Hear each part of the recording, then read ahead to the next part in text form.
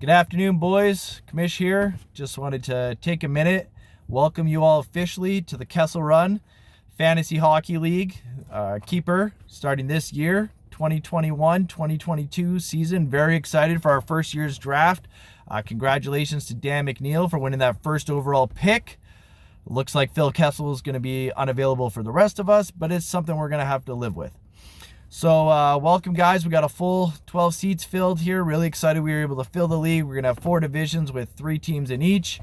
Top seed in each division will advance to the playoffs no matter what, and then the wild card will be determined off overall rankings after that.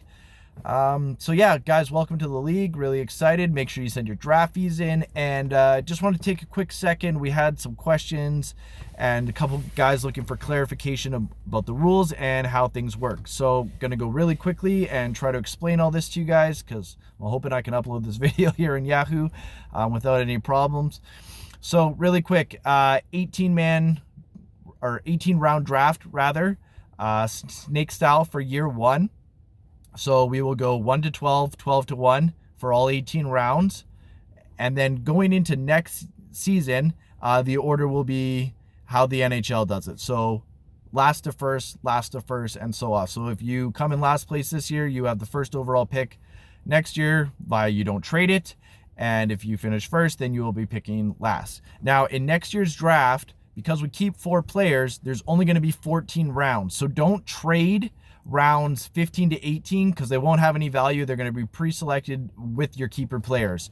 So when you're trading this year, only trade rounds 1 to 14 for next season. Also with Yahoo, guys, the trade picks, like the draft picks, have to be equal. So if you're trading a pick for a player, whoever's sending you that player still has to send you a draft pick back. So if you're trading your first overall for Alex Ovechkin, the guy who's sending you Ovechkin still has to send you like a slough pick back. So whether it be the 13th round or a 14th round, whatever it is, those picks have to equal so that in next year's draft, everyone has 14 draft picks. You don't have to have a pick in every round, but you do need to have an equal number of draft picks. And literally when you're proposing the trade, it will tell you this if the draft picks aren't equal. So, continual keeper league, we select 4 keepers each year, and this is how the keepers are going to work.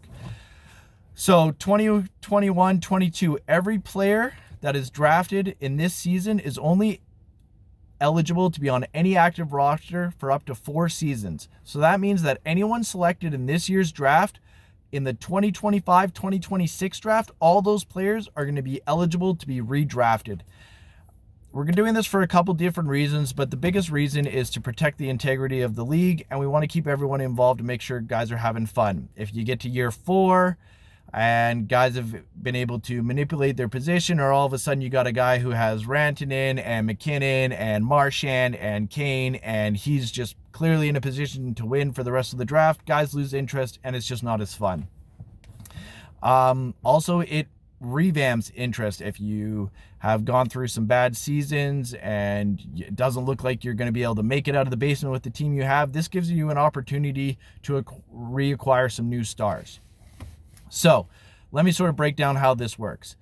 If you draft Connor McDavid this year in year 1, that means that whoever has McDavid in the 2024-25 season, that's the last season he's eligible to be kept. And then going into the 2025-26 season, McDavid goes back into the pool. So draft pick value for the 2025-26 season is severely increased because there's going to be more available players. So if you have Connor McDavid and you decide to trade McDavid in season 3, whoever acquires him in season 3 still only gets to keep him till year 5. So the contract doesn't reset. The only way the contracts reset on keepers is if a player is cut or sent back into a redraft for any reason. So for example, you keep Blake Wheeler, you keep him for 2 years, and then after 2 years, you don't want to trade him. You just want to let him go back into free agency. Well, then Blake Wheeler is now a free agent, and the next time he's drafted, he would be eligible to be kept for up to 4 years. I hope this makes sense to everyone, and if there's any questions or concerns, guys can reach out, text me, whatever you need to do. But this is the system. It's not really negotiable.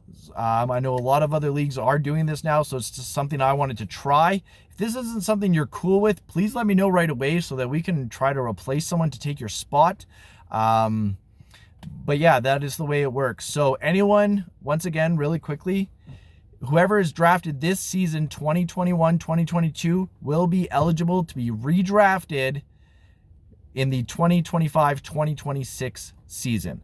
So if you trade McDavid for, say, a first-round draft pick and another draft pick, there is a chance that based off the standings in the order from the 2024-2025 season, that you actually have a chance to redraft McDavid. So you could trade him for a bunch of picks, and then if those picks fall in your favor, it might actually work back that you have a chance to redraft the stars you're trading or letting go of.